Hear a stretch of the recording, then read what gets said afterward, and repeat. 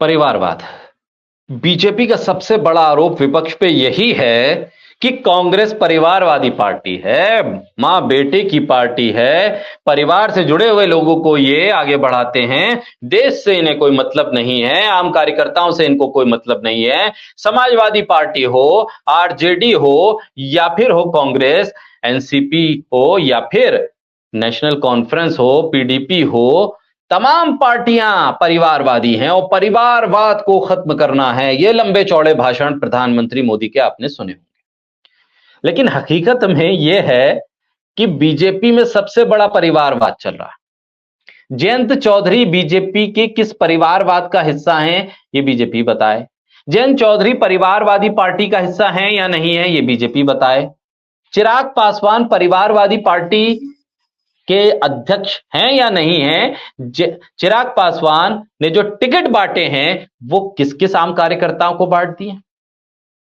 अपने ही घर में सारे टिकट बांट दिए गए, अपने जीजा को टिकट दे दिया। और एक टिकट किसे दिया? एक टिकट दिया जेडीयू के नेता की बेटी को। ये कौन सा कार्यकर्ताओं का सम्मान है? क्या यह परिवारवाद नहीं है?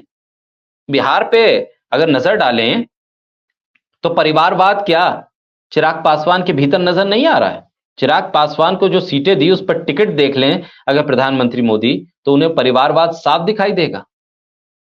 मध्य प्रदेश में जो टिकट बांटे गए हैं, एक अखबार तो लिखता है कि 24 टिकट तो बेटों को और 15 रिश्तेदारों को बांटे हैं भाजपा ने, यानी कि भाजपा नेताओं के रिश्तेदार ऐसे जो बेटे या बेटी नहीं है, ऐसे 15 टिकट बटे हैं और बेटियों को 24 टिकट दिए, यानी कुल मिलाकर 39 टिकट जो बांटे गए वो परिवारवाद के आड़ में बांटे गए।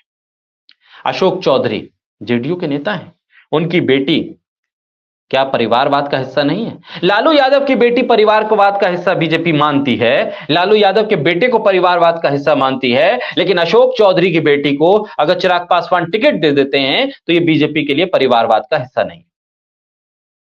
आखिर किस तरह से परिवारवाद को समझती है और किस तरह से परिभाषित करती है बीजेपी, यह सबसे बड़ा सवाल है। अपने जीजा अरुण भारती को चिराग पासवान ने टिकट दे दिया, लेकिन यह परिवारवाद नहीं है, इसे परिवारवाद बीजेपी मानती ही नहीं है। आप जो चाहे कहते रहे, परिवारवाद तो सिर्फ कांग्रेस का है, सिर्फ अखिलेश यादव का है, सिर्फ लालू यादव का या दक्षिण भारत की पार्टियों के, बस वही परिवारवाद है बीजेपी के लिए, बाकी कोई परिवारवाद नहीं है।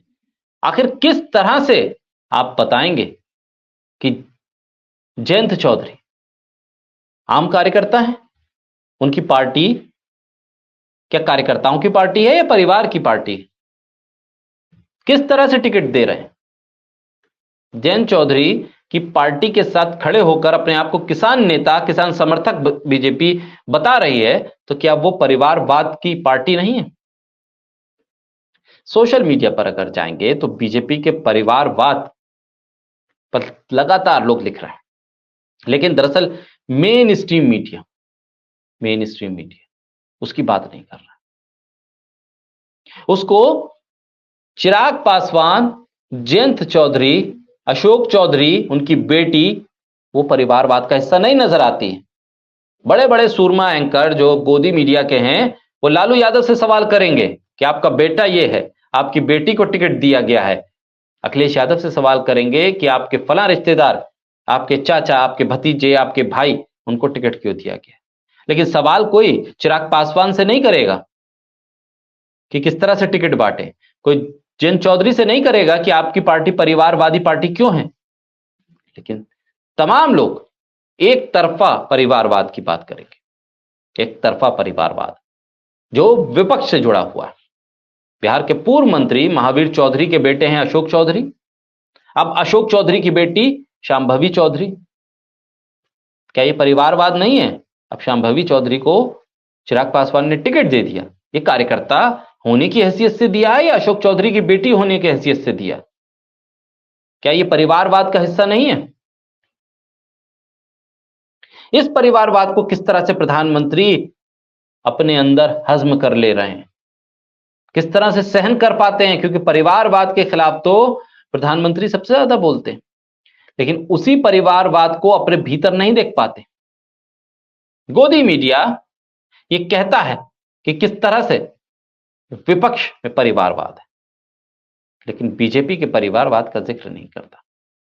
अभी बीजेपी के उम्मीदवारों की लिस्ट एक के बाद एक अगर आप देखेंगे तो समझ में आ जाएगा कि किस तरह से देवगौड़ा का परिवार साथ पे है तो परिवारवादी नहीं है, अजीत पवार और उनकी पत्नी चुनाव मैदान में है, वो एनडीए के साथ पे है तो वो परिवारवादी नहीं है, राज ठाकरे अगर साथ पे है तो वो परिवारवादी नहीं है। आखिर क्यों सोरेन परिवार से कोई टूट कर आ जाए तो वो परिवारवादी नहीं है, वो आम कार्यकर्ता हो गया। जयंत चौधरी परिवारवादी नहीं मानती बीजेपी, क्या उन्हें, क्या उनकी पार्टी को, चिराग पासवान की पार्टी और उसके टिकट बंटवारे को देख लें तो बीजेपी क्या मानती है। राजभर और निषाद क्या ये परिवारवादी पार्टी नहीं है। मांझी का परिवार क्या परिवारवाद के दायरे में नहीं आता। आखिर क्यों बीजेपी एक तरफा और एक लाइन पर सिर्फ विपक्ष को घेरने की रणनीति के तहत काम करती है। बीजेपी के लिए सिर्फ और सिर्फ विपक्ष के नेता वही टारगेट का विषय है, वही भ्रष्टाचारी हैं, वही परिवारवादी हैं, वही देशद्रोही हैं, बाकी तमाम दूध के धुले हुए हैं। कांग्रेस पार्टी परिवारवादी पार्टी है, लेकिन देवगौड़ा का परिवार परिवारवादी पार्टी नहीं है। शरद पवार और सुप्रिया सुले ये परिवारवाद हो गया, लेकिन अजीत पवार और उनकी पत्नी वो परिवारवाद नहीं हो गया। उद्धव ठाकरे परिवारवाद हो गया बीजेपी के लिए, लेकिन राज ठाकरे परिवारवाद नहीं है। हेमंत सोरेन परिवारवाद हो गया, लेकिन हेमंत सोरेन के घर से कोई टूट कर आ जाए बीजेपी में तो वो परिवारवाद के दायरे में नहीं है। उमर अब्दुल्ला, फारूक अब्दुल्ला परिवारवाद है, लेकिन जयंत चौधरी परिवारवाद का हिस्सा नहीं है। लालू यादव का परिवार परिवारवाद है, लेकिन चिराग पासवान का परिवार राजनीति में है तो वो परिवारवाद नहीं है। अखिलेश यादव परिवारवादी हैं, लेकिन राजभर और निषाद पार्टी जिस तरह से खड़ी हुई है वो परिवारवादी नहीं है। महबूबा मुफ्ती पीडीपी वो परिवारवादी है, लेकिन मांझी का परिवार बिहार में उनकी पार्टी परिवारवादी पार्टी नहीं है। आखिर दो चेहरे बीजेपी के क्यों नजर आ रहे हैं? और जिस तरह से अब चिराग पासवान की पार्टी ने टिकट बांटे हैं उस पर तो खुले तौर पर परिवारवाद है, खुले तौर पर। इसे आम इंसान भी समझ सकता है, लेकिन बीजेपी और प्रधानमंत्री को यह नजर क्यों नहीं आ रहा? यह बड़ी अचरज की बात है।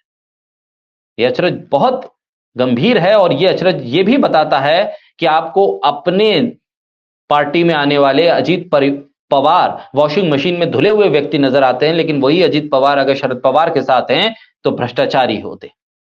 तो भ्रष्टाचार और परिवारवाद पर बीजेपी डबल गेम खेल रही है, दोहरे मापदंड अपना रही है, दो धारी तलवार पर चलने की कोशिश कर रही है। अपने पास आए तो सब पाक साफ है, सब तरह की छूट है, और आपसे दूर चला जाए तो उसमें हजारों गुना, हजारों पॉइंट आउट आप निकाल सकते हैं। ऐसे में बीजेपी की ये परिवारवाद वाली राजनीति कब तक चलेगी, और भ्रष्टाचार पर विपक्ष को घेरने के नाम पर अपने भ्रष्टाचारी कब तक बीजेपी छुपा कर रखेगी? ये असली सवाल है, और इन सवालों के जवाब टटोलते रहेंगे, हम पूछते रहेंगे। और बोलता हिंदुस्तान के साथ आप जुड़े रहिए। तमाम अपडेट्स पूरे भारतीय राजनीति की और चुनाव से जुड़ी हुई आप तक पहुंचाते रहेंगे।